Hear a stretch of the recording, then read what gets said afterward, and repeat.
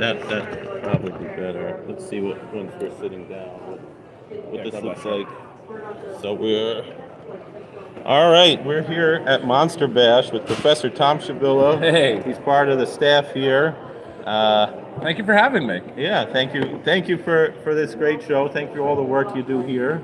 It's a labor of love each and every Monster Bash, every June, every October, to put the show together. And I come in late, but you have people like Ron Adams who put in the hard work all year. Yeah. So I feel like I'm a Johnny come lately sometimes, where I just show up and here we are. We have a show. Yeah. So how did you start coming to Monster Bash? This is our favorite show. We've been coming for 11 years now. Now you said you've been coming. I've been coming since I was 14 years old. I'm 41. We're the same age. Yeah. And it was just looking on internet things, and I saw that Conrad Brooks from Plan 9 from Outer Space and everything else was safe travels. Conrad Brooks was coming to Bash from my favorite movie, Plan 9 from Outer Space, and I said, I think I have to go. Yeah. I think we have to go. And I asked my dad, and he said, let's go. And I thought no way he would say yes. Right. So we started coming, and the rest is history. About 2 years later, I ran into Ron and the crew at Schiller Theater in New Jersey, and I said, hey, I'd love to be on the staff. And that was my next question. How'd you get on the staff? And about maybe a week or two later, 3 orange shirts showed up at my house. And I haven't been able to get out since. Yeah, so. Yeah, it's kind of like the mafia. Once you get once you're in, get out, or a cult or something. Yeah. I don't know, but it's a good one. So it's what did I just do? There we go. All right. So you're an author. You're a professor. Yep. And you're an author. Yes. You have 2 books for sale here. You want to tell us a little bit about those? So I'll tell you about this one first. It's called Primetime 1966-67.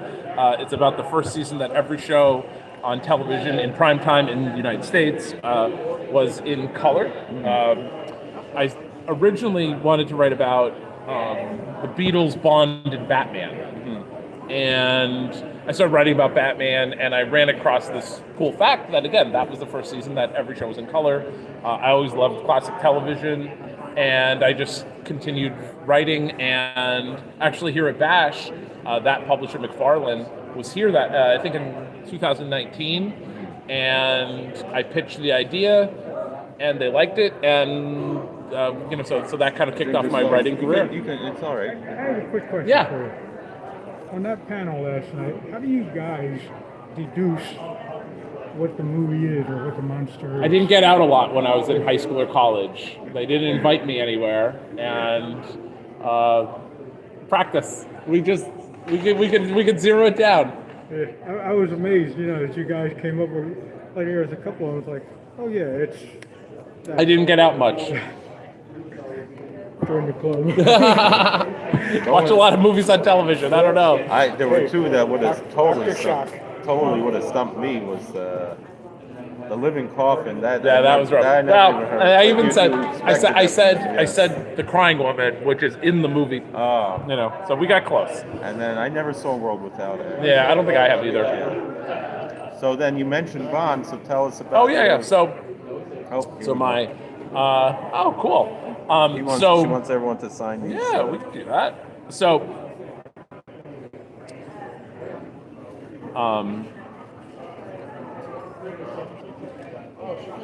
Here you go. Thank you so much. So is your other book? Yeah, here? so the other book, James Bond in the 60s Spy Craze, kind of actually was born off of that, where I had a whole chapter on spies, and I wanted to write about James Bond initially. And so Applause Books put that one out, and it just went from there. It was just a very natural progression. I was reading a spy novel, and I thought, wow, the 60s, James Bond really inspired so much in the 1960s. And like, again, Beatles, Bond, Batman, if you watch a lot of things from the 60s, you say, oh, okay, they were trying to do They were trying to do something like James Bond. They were trying to do something like the Beatles. They were trying to do something like Batman, and so that was the connection there.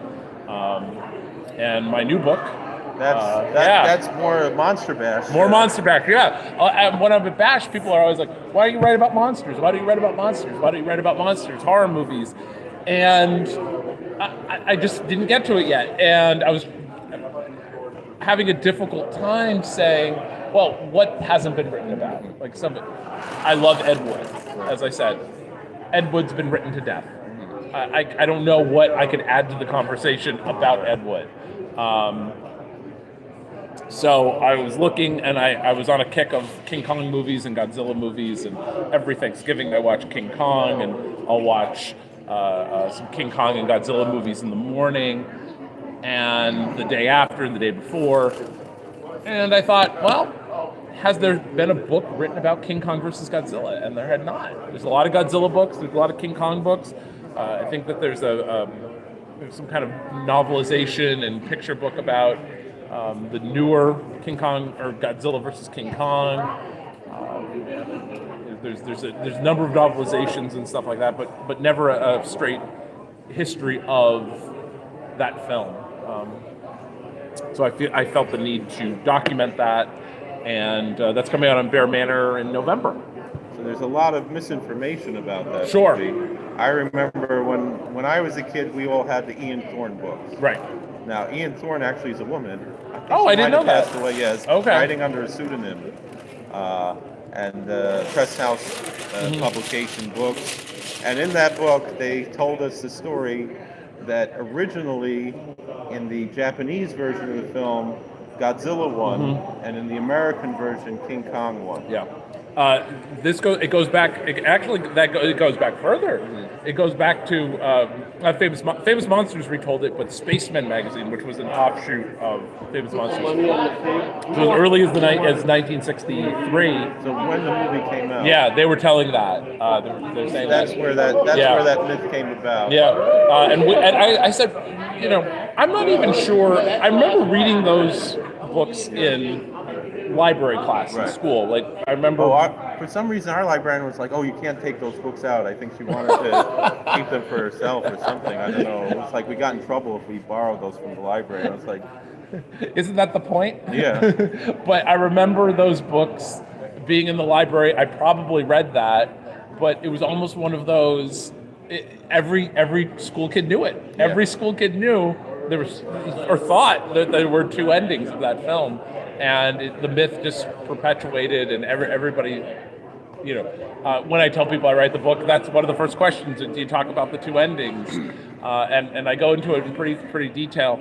As we know, in the American version, even though it is the same exact ending, there's nothing different. The only difference is in the Japanese version, you do hear both roars. Right. That is so. I guess there is some kernel of truth to it, but not definitely not a completely different ending. So, have you ever seen this movie on the big screen? I have. I saw it at the Mahoning Drive-In. So I have seen it at the. And which version did they show at Mahoning? They showed the American version. They did show the dubbed Universal International version with the Creature from the Black Lagoon music. Now, how did that come about? Because it was the Universal Library music. Right. So why didn't they pick the Bride of Frankenstein? That's a good. That would be a good one. Yeah. That's a good question. I think that they just have whatever they had. Just whatever library music they had, and they threw it in there. There was a lot of other library music from there. So Creature is the one that stands out, and Creature is the one that if you are really an astute viewer of Universal films, if you're an astute viewer of Godzilla films, you pick that up right away. But there is a bunch. There's a lot of library music that you can pick out from other movies. Was that the recording from Creature from Black Lagoon, or it was just the same musical notes? It was Harry J. Saul. Right. And it was just his library. So it wasn't. It wasn't necessarily written for the Creature. No, but what I'm saying is they didn't have. The recording was the recording from Creature, or the recording was a new recording of the same music? Oh, it was from The Creature. Just like I said, Flash Gordon. Yeah. Flash Gordon. They used the sets also from, Yeah. Oh, from yeah, Bride that's of right, Frankenstein. So Universal has a history of that, which Yeah. if we learned that here at Monster Bash. I think when Wes Shank he used to give lectures about how not only Universal would reuse, but props would be shared between studios. The stuff that he showed us here, rest in peace, the stuff that he had from Forbidden Planet wound up in every different studio and was used in all. So that's an old tactic that they use to save money. So I think definitely, I'm not sure if anybody had thought of that this was going to be a reusable, that we 50, 60 years later, we're going to be watching these at home. We were going to be watching these at all. It was almost disposable. I think by the 60s, even by the 50s, I think they understood already that, right. There was going to be some television was already, by the 60s for sure. Yeah, definitely television, but I don't know. I don't know how far back. I don't think they thought anybody would care. Right. It's not that big of a deal to use that same music, especially when you consider how much stock footage was reused in so many movies. True. I mean, you look at a movie like Valley of the Dragons, and the whole movie is stock footage, and not just from 1 million BC, but they have Rodin in there. They have a lot of other, mostly 1 million BC, but they just pretty much made that whole movie around that stock footage. So reusing music is probably the least of it, yeah. You ever see, speaking of reusing, it was a Blue Demon movie, I think it's the Infernal Spiders. Yeah. They stole the Plan 9 flying saucers. Oh, and I said, wow. Of all the things that you have to steal, you steal the Plan 9 flying saucers of all the movies that you have on Earth. Wow. That these spiders were living in. That was cool. But the movie, it again, the book talks about that. The book talks about how Toho had a 5-year deal for King Kong, and I thought, if I was a filmmaker and I had the rights to King Kong, I'd be putting him in everything. King Kong goes to space, King Kong underwater, King Kong. They only used him one more time. King Kong escapes, and I do have an interview with, even though she was not in King Kong vs. Godzilla, interview with Linda Miller, who is the star of Godzilla Escapes, and she gave some King Kong Escapes, excuse me, and she. I'm not going to edit that out. Just as it is. Please, and she gives a really good insight as to working with the director, working with the special effects team. They're the same. Now, was that the same suit? No, it was a different suit. But they did. Because I had always heard that the reason why the King Kong escape suit looked so silly was that it had deteriorated from. They used the suit in an underwater scene, so they probably could waste it. And it's also reused in an episode of Ultra Q, and then I believe it's also used in an episode of Go Green Man. It was late into the 70s. So that was a 5-year deal. It wasn't just a 2-picture deal. Right, it was a 5-year deal. Because I thought, wasn't Frankenstein Conquers the World supposed to be Frankenstein versus King Kong? Yes. Or actually, wasn't King Kong versus Godzilla originally? Yeah, so the original idea was King Kong versus King Kong versus Frankenstein. You need Thom to sign that? Yeah, could you sign it? Absolutely. I thought you got him already. Yeah. Oh, it must be a different one. Yeah.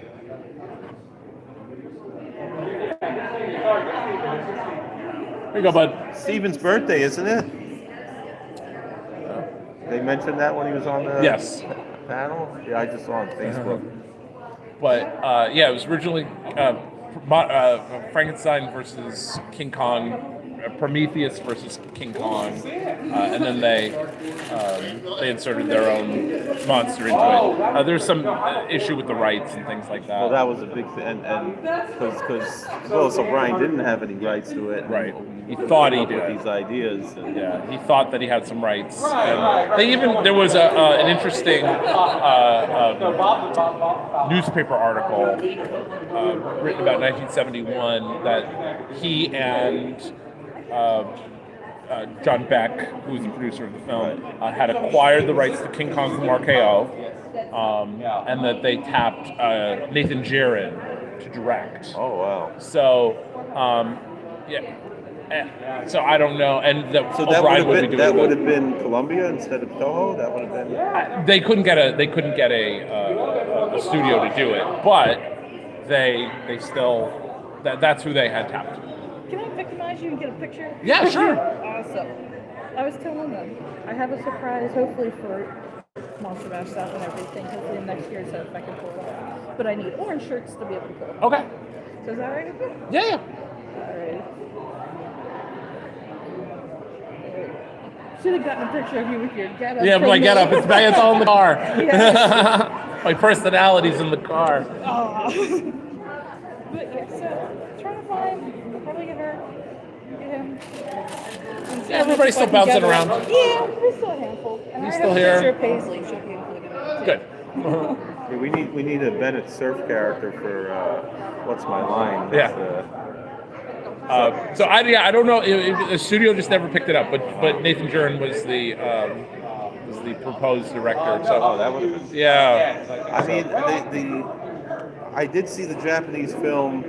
I when I found it was online, I was like, let me just see the end, and that was it. I never watched it when I found it was online. But then there's a theater up near us. Last night during the games, you guys smoked on Jet Jaguar. That was great. I think he got jacked on the last one, though. Yeah. That's something about I do too. I said, La Llorona, and he said it didn't cry, and I go, what is La Llorona? She's crying. The woman She's who crying. cries. She's a crying Yeah. woman. Yeah. Anyway, it was great fun. Thank you.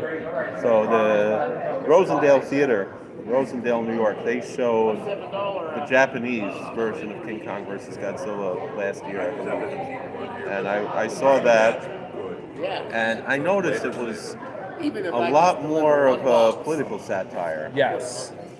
You know, They definitely dove into a lot of, again, the Ichiro Honda once did an interview and he said, you know, it was a take on like advertising and things like that, where he thought, well, a pharmaceutical company, they should really just want to make the best medicine that works, not sell.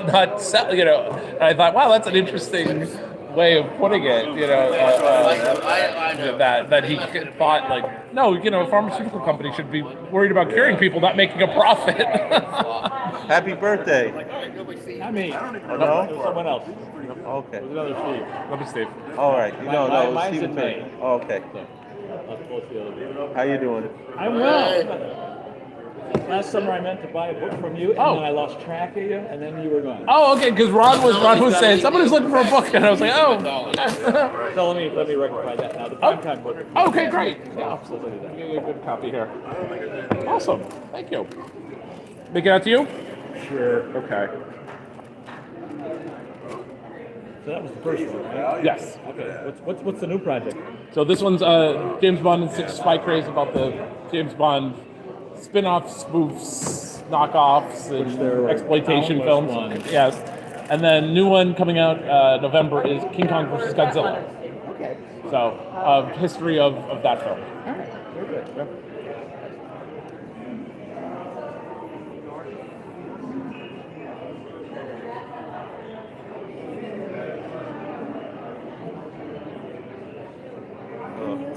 You want me to sign it? Yeah, All right. feels a bit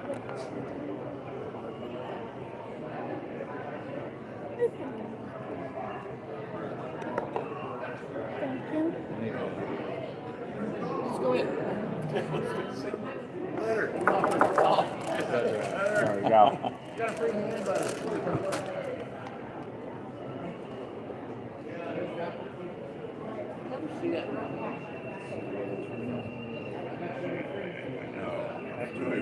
25, is it? Yeah. Great. Thank you. so much. I appreciate that. Absolutely. Enjoy it. Let me know what you think. All right. I've enjoyed like your magazine articles. You know. Thank you. Good. Thank you. Thank you. I appreciate it. So, Made a sale as we speak. No, you talk about the pharmaceutical. Yeah. You ever see the movie Peter Sellers, Heavens Above? No, I don't think so. That's a funny movie. It's a political satire, and it's also about a pharmaceutical company. He's actually a prison chaplain who was accidentally assigned to a parish as a priest. He's an Anglican priest, and then the whole town is run by this pharmaceutical company. And he convinces the matriarch of the company to be more charitable and do all kinds of things. And everything just falls apart. And then they assign him the Archbishop of Outer Space. So like that was why when I read that, the description of the movie, Peter Sellers is appointed Archbishop of Outer Space. I was like, I got to see this. I was like, well, but this is a very serious satire. It wasn't just. That's funny. But. So, and then you want to talk about your next project? Sure.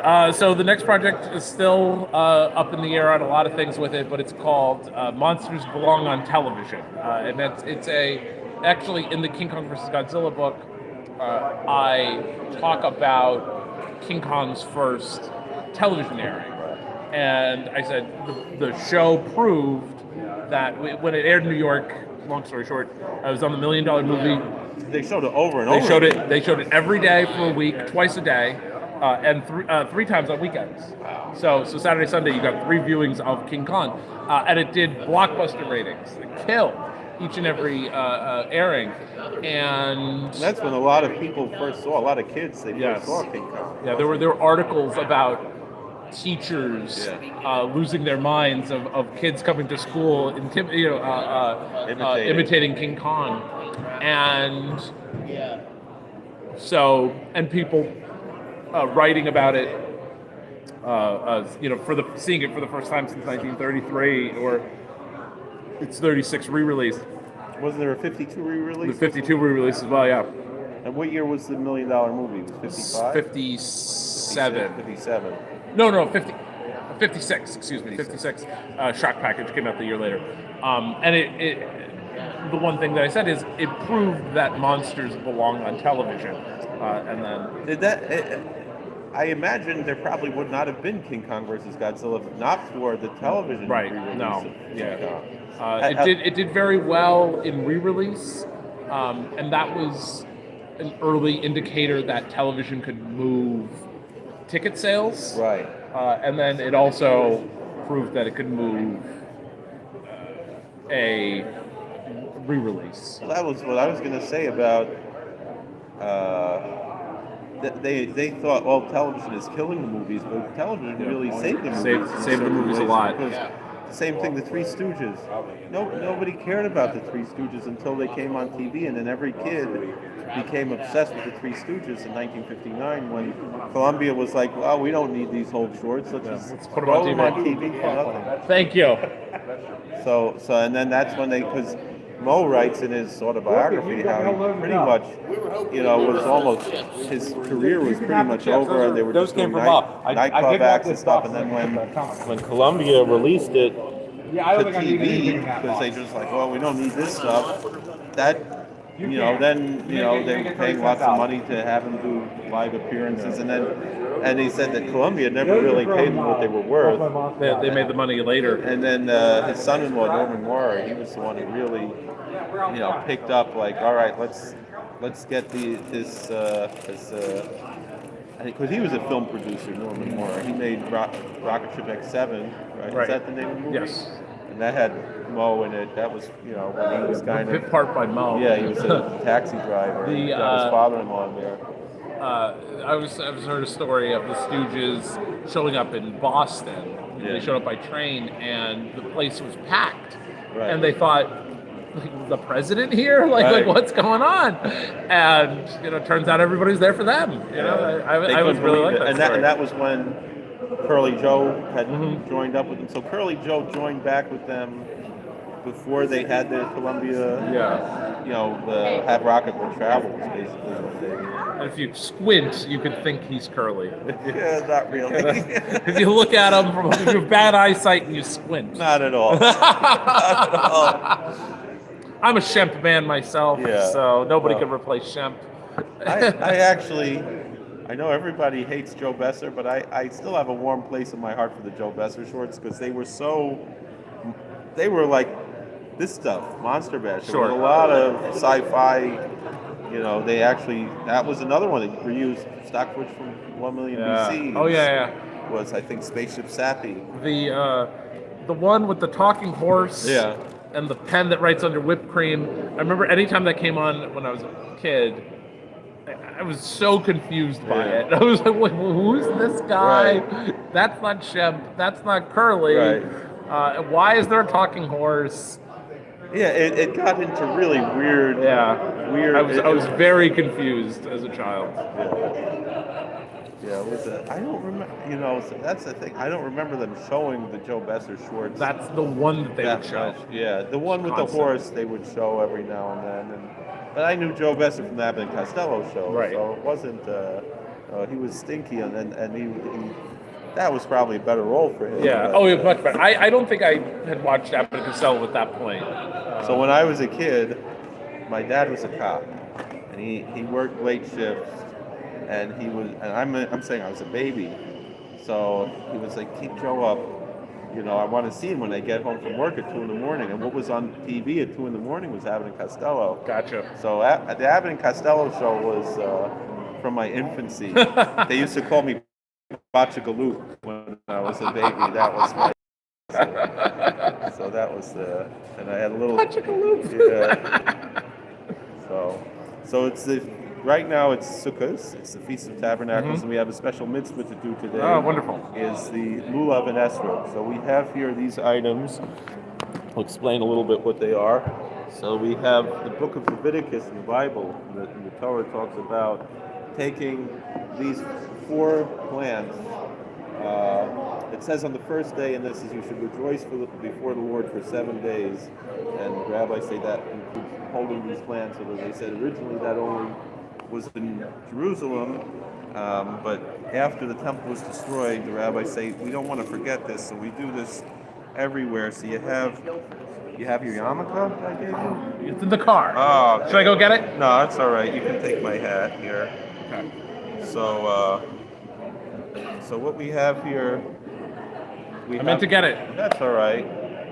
We have the lulav, that's a palm. We have the myrtles, they call hadassim, and the willows, called aravos. You hold that in your right hand. And then we have here the esrog, which is a citron fruit. These only they grow in the Mediterranean, and also actually in China, they grow, the cultivar that grows looks like fingers. They call it Buddha's hair. It's the same species. This one I think was from Italy. Mm-hmm. They grow them in Greece and in Morocco and in the Holy Land. And so you'll say the bracha. You probably should stand up. And by the way, I did get a very nice Batman yarmulke from you. So bracha. All right. There we go. I think it's just go like this. There we go. I don't care. It's you see my show. Baruch Atah Adonai Eloheinu Melech Haolam Asher Kitshanu B'mitzvosav B'tzivanu Al Netilas Lulav. You hold this one in your left hand and you hold them together and you shake them. And you did the mitzvah of lulav. So some people wave them all around or together. But yeah. Okay. So, thank you. Yeah, Terry did it also. We got her. It smells very good. Yeah, this one also.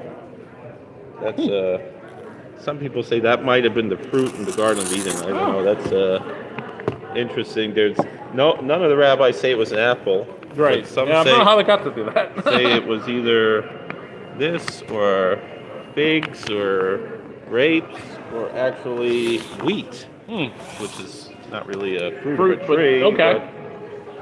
It's So, well, thank you for Thank joining you. us. Have a good Always. Yom Tov, and yeah, we enjoyed having you speaking in at the prison. Yep, my pleasure as always. I know Michelle says she might want to have you back sometime. They always enjoy different lectures. Yes. It's, Anything I could do. yeah, and well, Millie wants you to come to the women's prison. Yes. That's a little far away. Well, I guess it's just about as the far. same. It's the same distance, yeah. Because we the have, I have a Wiccan priest who goes to. He lives in your area and he goes to both. Oh, okay. Yeah. No, he doesn't go to the women's prison. I'm sorry. No, he goes to. So. Hi. I've been seeing you around the bash for a long time. Never really met you. How you I'm John. doing? I'm Joe. Yeah, Terry told me that you and your wife were like really interested in Mothman. Mothman? Yeah. Yeah. Yeah. Me and my brother have been a part of the Mothman Festival for the last 20. When do they do that?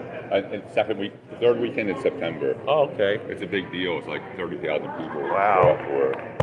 It's pretty cool. 30,000 people.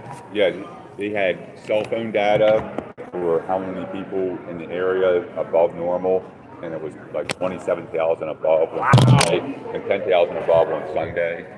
So they're estimating like 30,000 people above normal. And then for some of the locals, we're